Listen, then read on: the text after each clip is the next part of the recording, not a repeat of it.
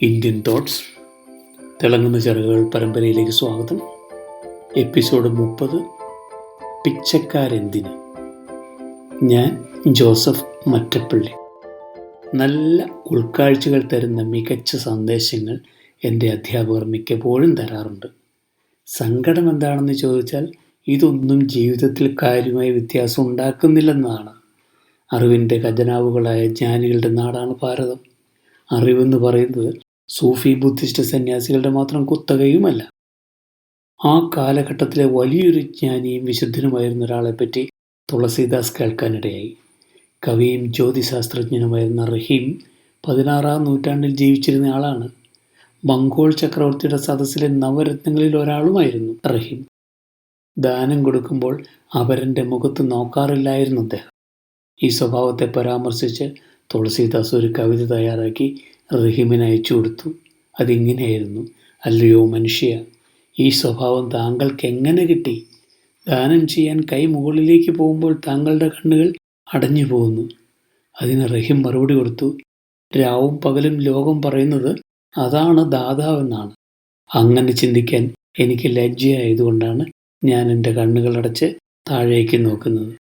റഹീമിനോളമോ തുളസീദാസിനോളമോ വളർന്നിട്ടില്ലാത്തത് കൊണ്ട് തന്നെ ഞാൻ ചിന്തിച്ചിരുന്നത് ബുദ്ധിമുട്ടി സമ്പാദിച്ച പണം ദാനം ചെയ്യുമ്പോൾ അത് അനാവശ്യമായി ചെലവഴിക്കപ്പെടരുതെന്നും പണം ഒരിക്കലും ശ്രദ്ധയില്ലാതെ ചെലവിടരുതെന്നുമൊക്കെയായിരുന്നു. ലോബ്സാങ് റാംപ എഴുതിയ 3-ാം കണ്ണ് തേർഡ് ഐ എന്ന പുസ്തകം എൻ്റെ സങ്കല്പങ്ങളെ മാറ്റിമറിച്ചെന്ന് പറയാം.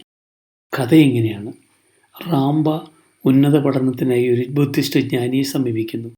അദ്ദേഹം റാംപയുടെ ഉൾക്കണ്ണ് തുറക്കുന്നു. തുടർന്ന് ഭൂതവും ഭാവിയുമെല്ലാം ഭംഗിയായി കാണാൻ റാംപയ്ക്ക് കഴിയുന്നു. തൊട്ടടുത്ത ദിവസം ഗുരുവും ശിഷ്യനും കൂടി നടക്കുമ്പോൾ വഴിയരികിലിരിക്കുന്ന ഒരു ഭിക്ഷക്കാരനെ റാംപ ശ്രദ്ധിച്ചു.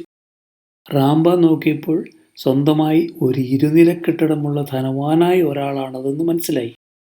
ഇയാൾക്ക് ഭിക്ഷ കൊടുക്കുന്നത് ഉചിതമാണോ എന്ന് റാംപ ഗുരുവിനോട് ചോദിച്ചു. ഗുരു മറുപടിയായി പറഞ്ഞത്: സഹജീവികളോടുള്ള നമ്മളുടെ മനോഭാവം പ്രപഞ്ചത്തെ അറിയിക്കാൻ ഇത്തരക്കാർ ഉണ്ടായിരിക്കേണ്ടതുണ്ടെന്നാണ്. അവരെങ്ങനെയാണ് പണം ചെലവഴിക്കുന്നതെന്നതിനെപ്പറ്റി നാം അന്വേഷിക്കേണ്ടതില്ലെന്നും ഗുരു പറഞ്ഞു. നമ്മെ ദൈവം ഉള്ളവരുടെ പട്ടികയിൽ കാണാൻ ഇത്തരക്കാർ ആവശ്യമുണ്ട്. നാം എവിടെ ആയിരിക്കുന്നുവോ അവിടെ നിലനിർത്തുകയാണല്ലോ ദൈവം ചെയ്യുക. വേണ്ടത്ര ഇല്ല എന്ന് സ്വയം കരുതുന്നത് കൊണ്ടാണല്ലോ കൊടുക്കാതിരിക്കാൻ പലരും കാരണം അന്വേഷിക്കുന്നത്. തരണേ ഭഗവാനെ എന്ന് പ്രാർത്ഥിക്കുന്നവരുടെയും താങ്കളെ പറ്റിയുള്ള വിലയിരുത്തൽ അതുതന്നെ.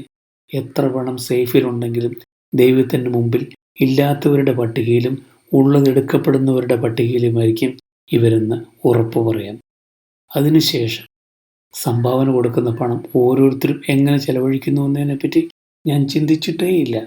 മാത്രവുമല്ല, കൊടുക്കാനുള്ള ഒരവസരവും കളയുകയുമില്ല. അതായത് ആവശ്യക്കാരായും യാചിക്കുന്നവരായും ആളുകൾ എപ്പോഴും ഉണ്ടായിരിക്കേണ്ടതുണ്ടെന്നുള്ളത് ഒരു വലിയ അറിവായിരുന്നുവെന്ന് പറയാം.